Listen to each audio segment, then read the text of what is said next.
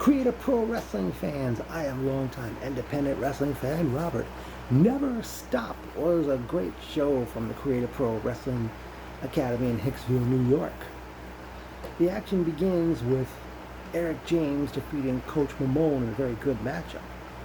This is like the third show in a row that I can recall that. Actually, tonight was my third Creative Pro show, and all three shows, Eric James opened up the event. I wonder if it's a trend. Next up, it was time for Steve Somerset of the Even Stevens. He had an open challenge. And he took the microphone and said who was going to take the challenge. And out came the returning Aaron Rourke, which saw Aaron Rourke defeat Steve Somerset. Next up in tag team action, we saw The Answer to Your Prayers, Ariella Nix, and Johnny Pretty Boy Collins do battle with the Shook Crew, Bobby Orlando and Bryce Donovan. In the early going, Collins was really taking a beating, and Ariella Nix took the microphone and tells the Shook Crew he could take 2 chops. And he took them. And then she said he could take 10 more. And he took 10 chops, and then she said he could take 20 more, and before Bryce or Bobby could give him more chops, he plopped on the canvas. Eventually, the Shook Crew defeated Johnny Pretty Boy Collins and The Answer to Your Prayers, Ariella Nix.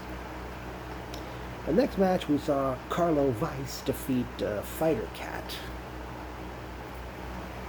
Then in another tag team match, we saw representing the tag team champions Spite, Liam Davis and Mike Anthony do battle with Mr. Tibbs and CPA, which saw Mr. Tibbs and CPA defeat Liam Davis and Mike Anthony. I wonder, I don't know if it's Tibbs or CPA, because they came out to the song Warrior by Scandal.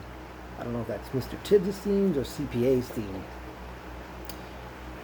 Next, in a singles matchup, we see Slade defeat Jesse Hurst.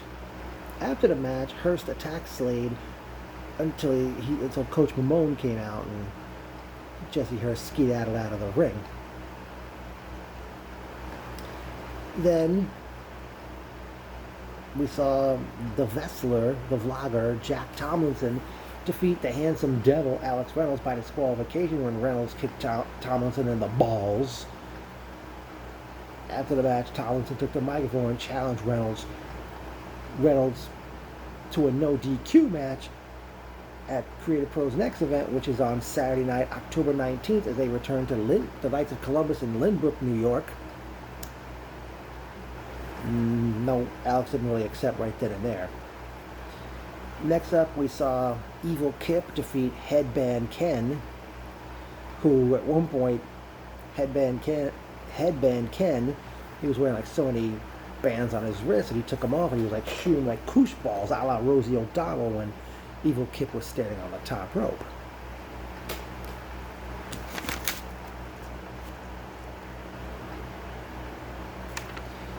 After Kip won the match, he continued to attack Ken until CPA hit the ring, and he was chasing Kip throughout the ringside area.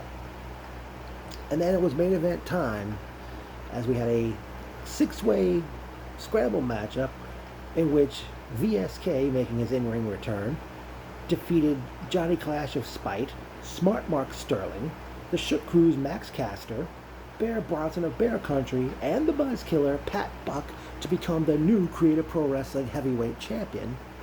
After the match, Buck took the microphone and made it aware it was his final night, as he recently got hired by the WWE as a producer.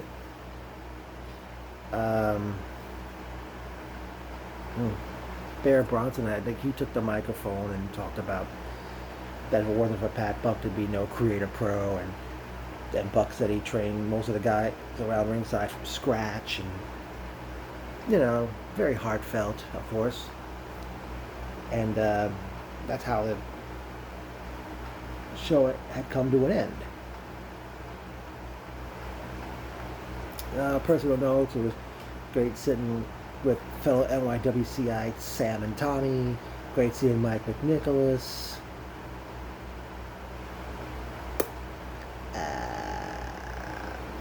I don't know why it took so long to let the crowd in, and Kurt Hawkins had come outside and told everyone that it was going to be like another 10 minutes because the doctor was still checking to make sure everybody was cleared to wrestle. But, it's great seeing Ryan Peterson.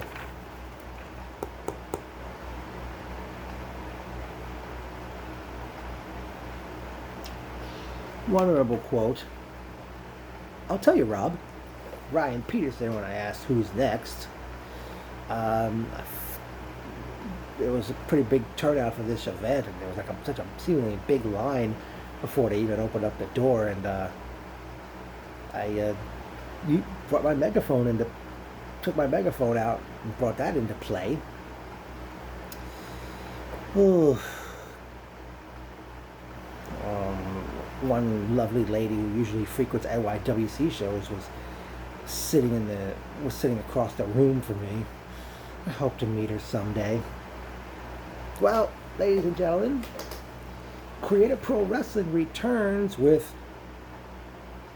on Saturday night, October 19th, as they return to the Knights of Columbus in Lynbrook, New York, as they present Hardcore Halloween. And this was the flyer that was on a lot of the seats at this very show. And based on this very flyer, already announced to appear, newly crowned heavyweight champion VSK, television champion Chris Statlander, current tag team champion Spite, I guess Mike Anthony. Mike Anthony's now officially a part of the group. Eric James, and ECW originals Julio De Niro, Little Guido, Justin Credible, and the Sandman.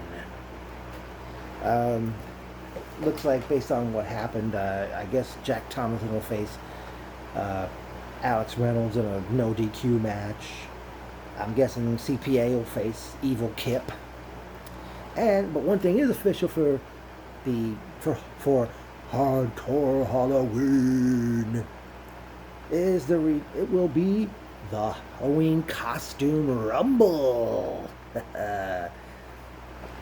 Be interesting to see who will be in this one and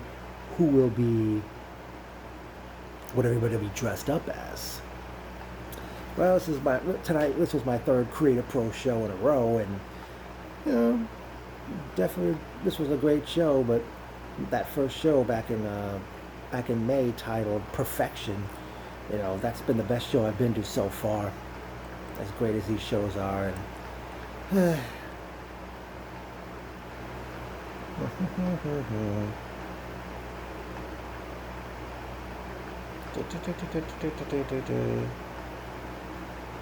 I definitely just hope